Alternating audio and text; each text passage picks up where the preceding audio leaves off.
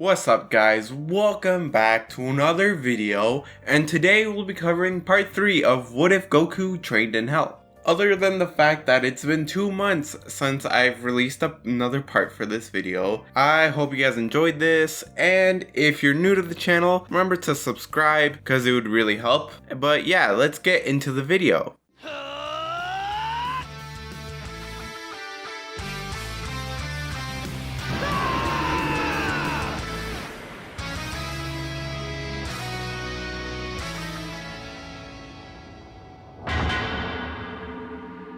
A year after the defeat of Frieza, Future Trunks arrives into the present timeline. And yes, this is the Trunks that we see in the show, so nothing in his timeline has changed. Trunks arrives at Goku's house and asks about Frieza. Goku tells him that he was defeated on Namek, and Trunks then asks about if Goku knows how to go Super Saiyan. Goku says he doesn't even know what that is. Vegeta has spoken about it a couple times, but he's not sure. Trunks is a little disappointed, but decides to show him the power of Super Saiyan. This draws the attention of all the other Z fighters, as a powerful source of ki just showed up out of nowhere. They're gonna go investigate it. After Trunks powers down, he tells Gohan and Goku about the androids. After the rest of the Z fighters arrive, Trunks tells them the exact same thing, except the fact that he's Vegeta's son. He says he'll stay in the present to teach Goku and the others how to go Super Saiyan. Vegeta is very hesitant as he doesn't want to listen to anyone, as normally he would rather do something on his own. But if it means he'll gain the power of the legendary Super Saiyan, then he's willing to do it.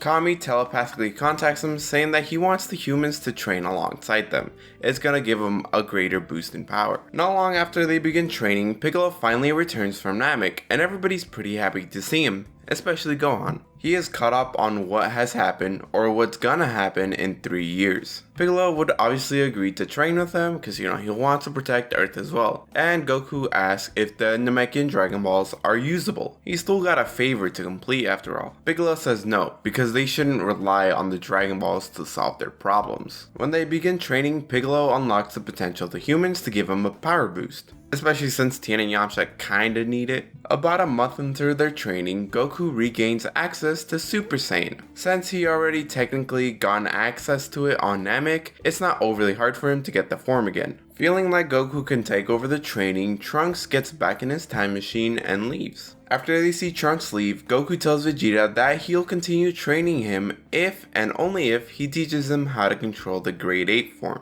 Vegeta argues that now that he has Super Saiyan, that form is kinda useless. Goku says he'd still like to learn how to control it just in case he accidentally transforms. Vegeta, thinking that he's gotta obtain the power Goku got on Namek for himself, he agrees to train him. However, Goku wants to move the Ozaru training somewhere else, so he and Vegeta enter the time chamber, as Goku doesn't want to destroy the Earth by accident during their training. Plus, the time chamber has this open, expansive area that they can use. Over the next day, everybody can sense some terrifying amount of ki coming from the time chamber. After that day is over, Goku and Vegeta come out of the time chamber way stronger than when they went in. Vegeta was able to get Super Saiyan during his time training, so he no longer needs to train with them. He and Nappa part ways from the Z Fighters and begin to train by themselves. Piccolo asks Goku if he was able to control the Great Ape, and Goku says yes. He also got a new power along with it that he'll use against the androids if they really need it. A year before the androids show up, Gohan finally achieves Super Saiyan. Thanks to Trunks and Goku teaching him how to go Super Saiyan, he'd be able to achieve it this time around, or at least this early in the timeline. This gives both Goku and Piccolo a much better training partner than in canon. Everybody in this timeline just gets power boosted. Other than this, we can skip straight forward to the arrival of the androids. The Yajirobe still gets shot down and Yamcha gets Yamcha'd, so we move on to the battle at the Wastelands. These androids are far stronger than the ones in canon because Jiro pretty much saw everything during the Saiyan saga. At least everything up until the Grade 8 fight between Goku, Vegeta, and Nappa. Goku would go on to fight 19, and even though these are stronger versions of the androids, 19 still gets his ass whooped. For 2 main reasons. 1, Goku isn't afflicted by the heart attack, so he can still fight at 100%. Plus, I've powered up Goku so much, I don't think that 19 would even be a challenge. Jiro realizes this is really bad for him, so he creates a distraction by blasting the ground and he escapes, or so he thinks. While he does get pretty far away, trying to get back to his lab, he doesn't realize that two people have been trailing him this entire time. It's Vegeta and Nappa. They stop him before Gero can get into the mountains. Vegeta tells him that you toasters are far weaker than they were hyped up to be. I was gonna ask you if you androids feel fear.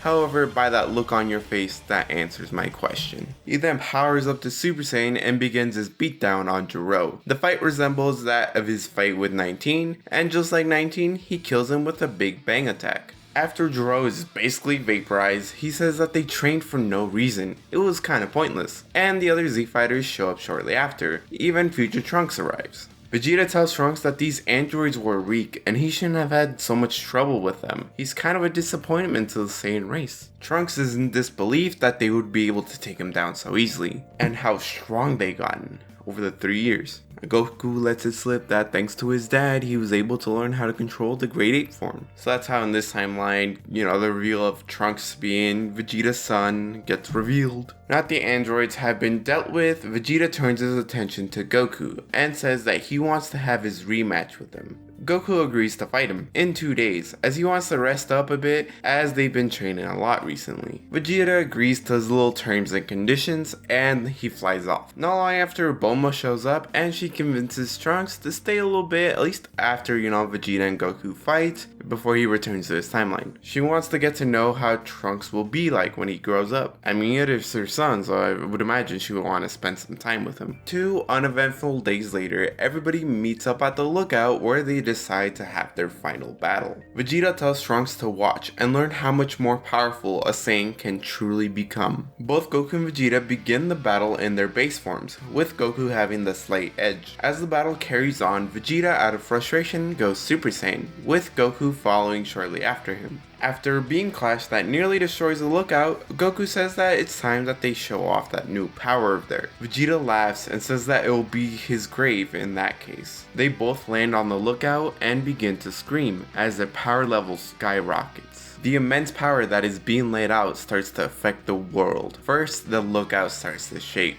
The wind starts to blow really heavy, it's strong enough to just shatter glass, and the earth itself feels like it's shaking. Krillin points out that parts of Goku's body starts to turn red and his hair starts to get longer. With one final burst of energy, it blinds everybody and pushes them off the lookout. Once they get back up, they see Super Saiyan 4 Goku and Vegeta. Obviously, they wouldn't call it that since they haven't even discovered Super Saiyan 2 and 3 yet. Let me know down in the comments below what they would call it, since, Super Saiyan 4 is kinda off the table. Goku and Vegeta would then resume their fight, and because the other Z fighters are weaker, they wouldn't be able to keep up with them, at all. Goku would lead the battle far away from everybody just to make sure that they don't get hurt, kinda like in Battle of Gods. The fight ends with one final clash of fists that sends shockwaves throughout the earth. These shockwaves destroy any nearby mountains. When the others arrive to where the battle was, they see Goku and Vegeta lying on the ground. After giving them some senzu beans, both Goku and Vegeta agree to continue training and fight again sometime. After they all part ways, Kami contacts Piccolo and Tien to come back to the lookout. Kami asks if they too sensed the large power level not too long ago. Piccolo says yes, that he sensed it while the Saiyans were powering up, and it's stronger than Goku and Vegeta as Super Saiyans, but weaker than their new forms. Tien adds in that it felt like it wasn't too far away from where Vegeta killed the android. Kami wants them to check it out, just in case they miss an android. They don't have to fight, just go check it out. Piccolo and Tien would agree to go, and they head off to the northern mountains. After a bit of searching, Tien points out a mountain with a huge crater on the side of it. After they both enter the crater, they find themselves in a laboratory and run into a big green bug man. And that's where we're going to be leaving it off for now. I mainly chose to stop it here because the next episode, or the next part, I want to focus on the Cell games. Especially now since Super Saiyan 4 is on the table, the Cell games are going to be a bit different, which is why I wanted to leave it for next part. Also, originally the androids, Gero and 19 were going to be a bigger threat. However, considering that he's had 4 years of training, I really didn't think that Gero and 19 would have been much of a threat to him. which is why they were kinda pushed aside, just like in the show. So tell me what you guys think about this in the comments down below, and what I should change, or give me some of your opinions. And yeah, that'll be it. Remember to leave a like, comment, and subscribe, and I'll see you guys later.